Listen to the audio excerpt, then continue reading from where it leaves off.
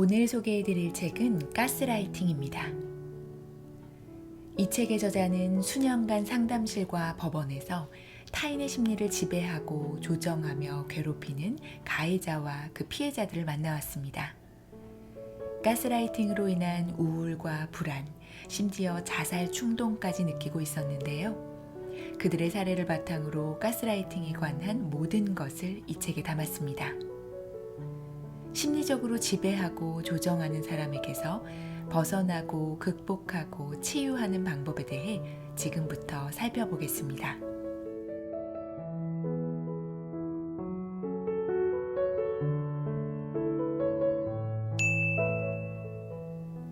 가스라이팅의 희생자건 본인이 가스라이팅 행동을 했건 정신건강 전문가와의 상담은 큰 도움이 된다.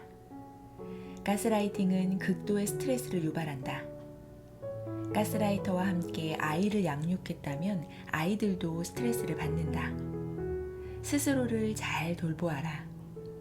충분한 수면과 운동, 건강한 식습관을 유지하는 것은 자신을 잘 돌보기 위해 매우 중요하다.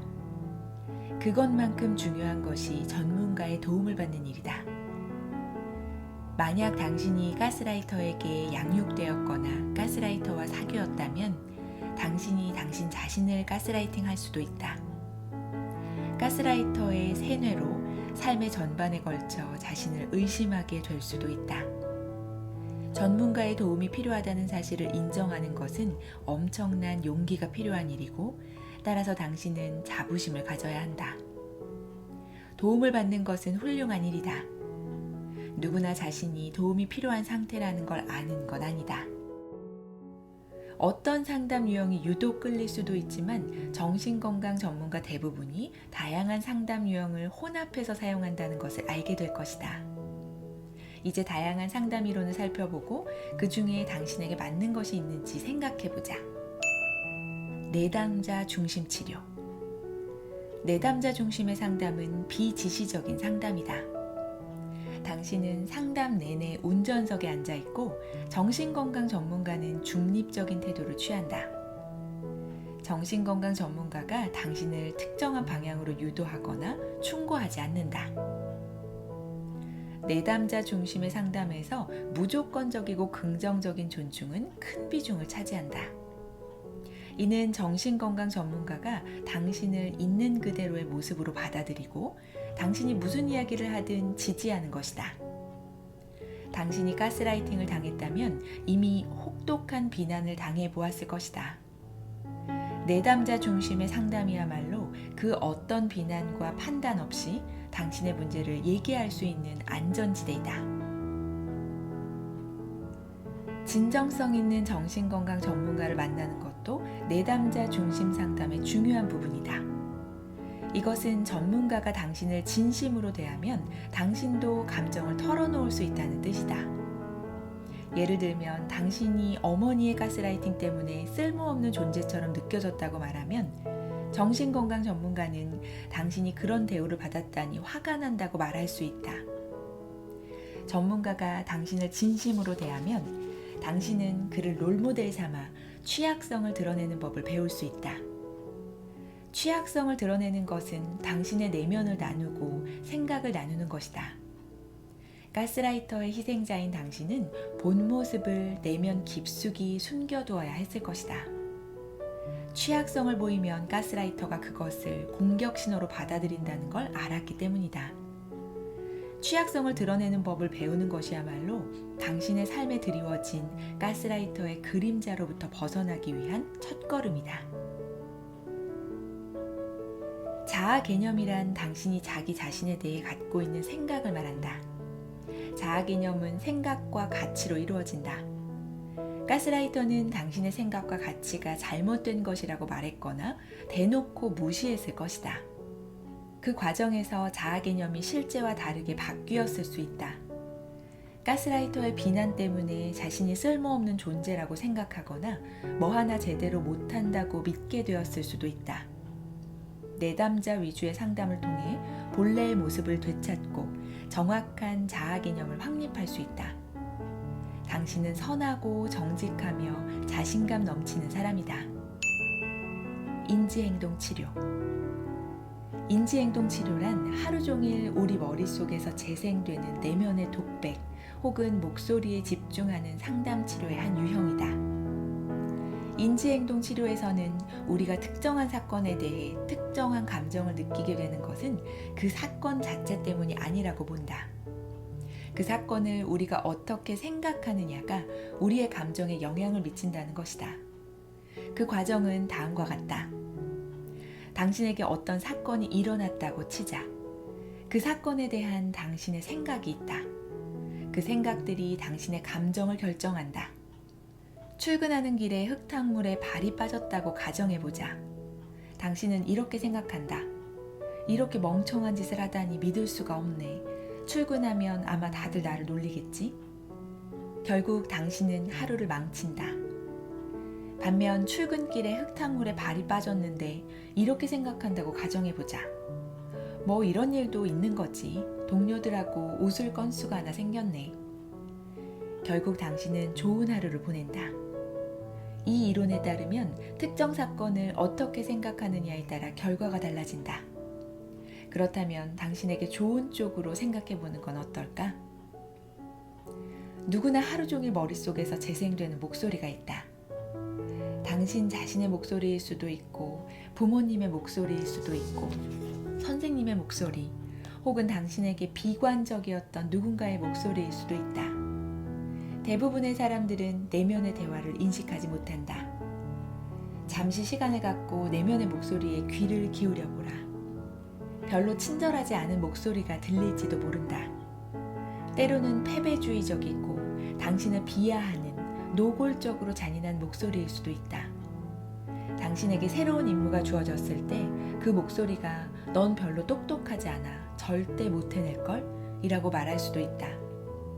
넌 항상 그 모양이야 라고 말할 수도 있다. 부정적인 독백을 멈추기 위한 첫 번째 방법으로는 부정적인 말을 하고 있다는 사실을 알아차리는 것이다. 내면의 목소리를 인지하는 것이야말로 그 목소리를 멈추는 긴 여정의 시작이다. 부정적인 말을 하는 내면의 목소리가 들리면 멈춤 표시를 시각적으로 생각하거나 그만이라고 말해보아라. 그러다 보면 부정적인 생각이 멈출 것이다. 그리고 긍정적인 대안이 떠오를 것이다. 예를 들면 난 절대 나아지지 않을 거야는 차차 나아질 거야로, 난 제대로 하는 게 없어는 지금 이대로도 괜찮아로. 사고의 패턴을 바꾸는 것은 쉽지 않다. 하지만 일단 시작하고 나면 갈수록 쉬워진다. 그러다가 어느 순간 부정적인 생각들이 전부 사라졌음을 깨닫게 될 것이다. 긍정적인 생각은 자기 충족적 예언이 된다. 오늘 멋진 하루를 보낼 거라고 생각하면 아마도 멋진 하루를 보내게 될 것이다. 자, 이제 자신에게 좋은 기회를 줘보자. 가스라이팅의 희생자나 가스라이팅 행동을 하는 사람은 소위 인지 왜곡이라고 불리는 증상을 보이는 경향이 있다. 인지 왜곡은 자신에게 나쁜 쪽으로 생각하는 사고의 방식이다. 그것을 왜곡이라고 부르는 이유는 그 생각들이 우리가 우리 자신과 주변 세상을 바라보는 방식을 왜곡하기 때문이다. 인지 왜곡에는 과도한 일반화, 재앙화, 축소화, 독심술, 개인화가 있다. 어쩌면 당신은 이러한 사고의 패턴을 자신을 보호하기 위한 방패로 사용하고 있을지도 모른다. 그것들이 어떻게 작용하는지 살펴보자. 과도한 일반화. 한 가지 사건이 전개된 방식으로 모든 사건이 전개될 거라고 생각할 때 당신은 과도하게 일반화하고 있는 것이다. 예를 들면 친구가 나하고 같이 영화 보러 안 가겠대. 난 친구가 없어 라고 말하는 것이다. 사실 당신에겐 그 친구 말고도 다른 친구들이 있다. 우리 삶에서 전부 아니면 아무것도 아닌 경우는 지극히 드물다. 과도한 일반화를 하는 순간 자신에게 물어보라. 과연 그게 사실인가? 만약 당신이 가스라이팅 상황 속에 있다면 그 사람이 떠나면 난 다시는 행복할 수 없을 거야. 혹은 오늘 끔찍한 하루였어. 나는 매일이 끔찍해. 같은 생각을 해본 적이 있을 것이다. 이것은 성남 비관주의자의 시각으로 세상을 바라보는 것이다. 재앙화, 언덕을 보고 산이라고 한다라는 속담이야말로 재앙화를 가장 잘 설명하고 있다. 예를 들면 여자친구가 오늘 저녁에 얘기 좀 하자고 하네. 아무래도 우린 끝난 것 같아. 내가 그럴 줄 알았어. 라고 생각하는 것이다. 아무 증거도 없이 결론에 도달해버린다. 이런 식의 반응은 이런 생각을 알아차림으로써 바뀔 수 있다. 엎질러진 우유를 보고 울어봐야 소용없다는 속담은 가스라이터 부모를 둔 사람에게는 도움이 되지 않는다. 우유를 쏟아놓은 것 같은 사소한 일에 부모가 악을 쓰는 괴물로 변해서 우유가 얼마나 비싼지 아냐고, 우유를 쏟는 너는 쓸모없는 애라고, 계속 이렇게 우유를 쏟다간 우유 살 돈도 떨어질 거라고 일장연설을 늘어놓기 때문이다. 사실 우유를 쏟는 건 언제든 일어날 수 있는 일인데 말이다. 건강한 부모라면 그저 이런 하고 넘어가고 아이들이 우유를 닦는 것을 돕는다. 축소화. 이것은 중독자들의 전형적인 행동이다. 저녁에 맥주 12캔을 마신다고 해서 나에게 문제가 있는 건 아니야. 이것은 재앙화의 반대 개념으로 산을 언덕으로 만드는 것이다. 축소는 부정의 한 형태다. 나한텐 아무 문제도 없으니 신경 꺼 라고 말하는 것이다. 정신건강 전문가의 도움을 받거나 상담을 받으면 당신이 어떤 문제를 실제보다 축소해서 생각하고 있는지, 아니면 특정한 문제, 알코올 문제, 혹은 가스라이터의 학대 같은 것만 축소해서 생각하고 있는지 판단할 수 있을 것이다. 독심술. 그 사람이 날 쓸모없다고 생각하고 있어. 자신의 생각을 다른 사람의 생각으로 여기는 것이 독심술이다. 당신에게 가스라이팅 성향이 있다면 자동적으로 사람들이 당신에 대한 부정적인 얘기를 하고 있다고 생각할 것이다. 당신 삶에 누군가가 끊임없이 당신에 대한 부정적인 정보를 주입했기 때문이다. 다른 사람이 무슨 생각을 하는지 우리는 결코 알 수 없다. 우리가 초능력을 지닐 확률은 지극히 낮고, 따라서 사람들이 당신에 대해 긍정적으로 생각한다고 가정하는 편이 낮다. 게다가 우리가 늘 하는 말이지만 다른 사람들이 당신에 대해 어떻게 생각하건 그건 그들의 문제다. 개인화. 내가 인사를 했는데 받아주지 않았어. 쓰레기 같으니라고. 어쩌면 당신의 친구는 그저 바빴거나 당신의 인사를 듣지 못했을 것이다. 다른 일에 정신이 팔려 있었을지도 모른다. 우리 삶에서 일어나는 일들 중에서 감정적으로 받아들여야 할 일은 지극히 드물다. 설령 누군가가 당신에게 화가 났다고 해도 그건 그 사람의 문제이지 당신의 문제가 아니다. 인지적 왜곡의 순간을 보다 명확히 인식하는 것만으로도 왜곡은 점점 덜 나타난다. 왜곡은 긍정적인 생각으로 바뀌기 시작할 것이다. 유해한 사고의 틀을 멈추는 것이야말로 육체적으로 그리고 정신적으로 당신에게 최선이다. 수용 전념 치료에서는 감정을 밀어내거나 외면하는 대신 감정을 온전히 느낀다. 끈적거리는 감정 혹은 불편한 감정을 피하고 싶은 것은 자연스러운 인간의 심리다. 그러나 감정은 피하려 할수록 자꾸만 되돌아오고 때로는 독을 품고 되돌아온다. 수용 전념 치료에서는 그 감정에서 빠져나와 놓아버리기 위해서 먼저 그 감정을 충분히 느껴야 한다고 본다. 수용 전념 치료에서는 감정을 충분히 표현할 것을 권한다. 먼저 자신을 관찰하고 자신의 감정을 느끼고 그 감정을 놓아버리는 3가지 단계를 거친다. 그리고 자신에게 소중한 것이 무엇인지 깨닫고 그 가치에 따라 행동하기 위한 방법을 구상한다. 수용 전념 치료의 주요 과정으로는 마음 챙김, 인지적 확산, 가치 명료화, 수용, 그리고 전념이 있다. 마음 챙김은 현재의 순간에 머무는 능력을 뜻하는 말이다. 마음 챙김의 바탕에는 과거에 너무 몰입하다 보면 우울해질 가능성이 높고 미래에 너무 몰입하다 보면 불안해지기 쉽다는 개념이 자리 잡고 있다. 현재에 집중하면 마음이 편안해진다. 인지적 확산은 자신의 생각에 감정을 이입하는 것을 줄임으로써 생각의 부정적인 영향을 줄이는 것을 일컫는 용어다.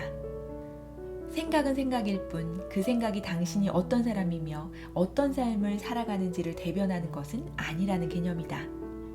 스치는 생각에 감정적으로 반응하지 않는 방법 중 하나는 내가 그런 생각을 하고 있다는 것을 인식하는 것이다. 예를 들어 내가 좋은 사람이 아니라는 생각이 든다고 치자. 그것을 스쳐가는 하나의 생각으로 여긴다면 그 생각은 영향력을 잃는다. 또 다른 방법으로는 한심한 목소리로 부정적인 생각을 표현하는 것이다. 이런 식으로 생각을 표면화해 볼 수도 있다. 내 마음이 또 걱정을 시작하는군. 생각을 자해 밖으로 끌어내면 그 생각에 덜 매달리게 된다. 가치관은 우리 삶에 의미를 부여하고 목적의식을 갖게 한다. 자신의 가치관이 무엇인지 모호하다면 당신의 장례식장에서 사람들이 당신에 대해 이야기해 주었으면 하는 말을 글로 써보는 것도 좋다. 그는 자식들을 사랑했다. 그는 의리 있는 친구였다. 그는 일에 대한 열정이 있는 사람이었다처럼 자신의 가치관을 이해하는 또 하나의 방법이 있다면 당신이 성취한 것을 아무도 모른다고 가정할 때 당신에게 가장 소중한 것이 무엇인지 생각해 보는 것도 좋다.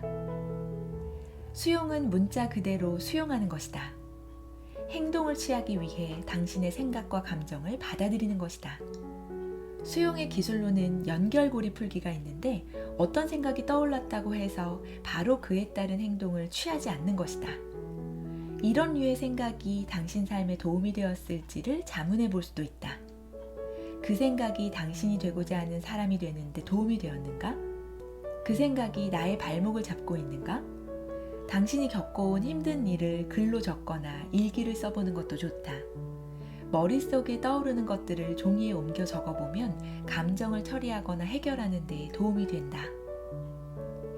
자신의 가치관에 부합하는 장기 혹은 단기 목표 달성 계획을 세운다. 삶에서 이루고자 하는 목표들로부터 멀어질 때 불안해지거나 어딘가 어그러진 것 같은 느낌이 든다. 배우자와 화목하게 지내는 것이 가장 소중한 가치임을 깨닫게 되었다고 가정해보자. 그 목표를 달성하기 위해 당신이 할 수 있는 일은 무엇인가? 목표를 구체화하라. 아내가 행복하기를 바란다는 포괄적인 목표보다 바로 다음날 실천에 옮길 수 있는 구체적인 목표여야 한다. 예를 들면 내일은 저녁 식사 전에 집에 들어가야지 같은 것이다.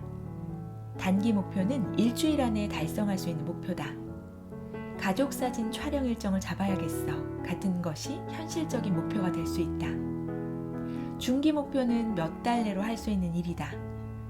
차고를 청소하고 해야 할 집안일을 끝낸다가 여기에 해당된다. 장기 목표는 향후 몇 년 내로 달성할 수 있는 것이다. 3년 내로 부채를 전부 다 상환할 거야가 여기에 해당된다. 해결 중심 치료. 해결 중심 치료는 문제의 해결책을 찾는 것에 집중하는 것이다. 이 치료는 과거보다는 현재와 미래에 중점을 둔다. 과거 경험이나 여기까지 오게 된 경위를 그리 많이 살펴보진 않는다. 어떻게 하면 보다 나은 미래를 설계할 수 있을지에 집중한다. 해결 중심의 정신건강 전문가라면 당신에게 이렇게 물을 것이다. 모든 일이 당신 계획대로 된다면 어떤 모습일까요? 만약 내일 아침 일어났는데 모든 상황이 당신이 바라던 대로 바뀌었다고 가정해보세요. 그걸 가장 먼저 알아차릴 사람이 누구일까요? 정신건강 전문가는 당신의 목표, 당신이 삶에서 이루고 싶은 것을 바라본다. 그리고 그 목표에 도달하기 위한 계단을 설계하도록 돕는다. 어쩌면 당신은 지금껏 한 번도 그런 질문을 받아본 적이 없을지도 모른다. 당신이 생각하는 최고의 삶을 생각해보는 것은 그 자체만으로도 당신을 자유롭게 하고 치유한다. 해결 중심의 치료는 당신의 삶에서 긍정적인 변화를 일으키기 위해 모든 행동을 다 바꿀 필요는 없다는 것을 전제로 한다. 한 가지만 바꾸어도 삶의 모든 것이 바뀔 수 있다. 예를 들면 배우자가 집안일을 해줄 때마다 고맙다고 말해보자. 시간이 흐를수록 당신과 배우자와의 관계는 더 좋아질 것이다. 집안일을 해달라고 부탁할 필요조차 없어질 것이다. 한 가지 변화가 관계의 역학을 완전히 바꾼다. 당신이 이 책을 읽고 있다는 것은 당신이 주도적으로 삶의 변화를 이루고자 하는 사람임을 뜻한다. 그것은 대단한 일이고 당신에게 엄청난 저력이 있음을 보여주는 것이다. 가스라이터들은 희생자들을 정신적으로 두들겨 패는 사람들이다. 그 결과 당신은 스스로 매우 가혹하거나 당신 잘못이 아닌 일조차 자책하고 있을지도 모른다. 해결중심 치료에서 정신건강 전문가는 당신이 걸어온 모든 성취를 되짚어보도록 돕는다. 당신이 미처 알아차리지 못했던 것들까지도. 우리가 일구어낸 발전을 누군가가 알아주는 것은 중요하다. 스스로 정체되어 있다고 느껴질 때일수록 더더욱 그렇다. 비록 1cm 앞으로 나아간 것일지라도 당신은 노력했고 또 성공한 것이다. 해결중심 치료에서는 당신의 삶에서 잘 풀리고 있는 일이 무엇인지, 당신이 가스라이팅을 겪을 때 거기서 그나마 위안을 주었던 일은 무엇인지 물을 것이다. 운동할 때 정신이 맑아지고 불안이 잦아들 수 있다. 취미생활을 즐길 때 일시적으로나마 당신이 겪은 고통을 잊거나 머릿속 가스라이터의 목소리가 들리지 않을 수도 있다. 해결중심 치료를 통해 삶의 좋은 측면을 돌아보고 좋은 일들과 좋은 사람들을 늘릴 수 있다.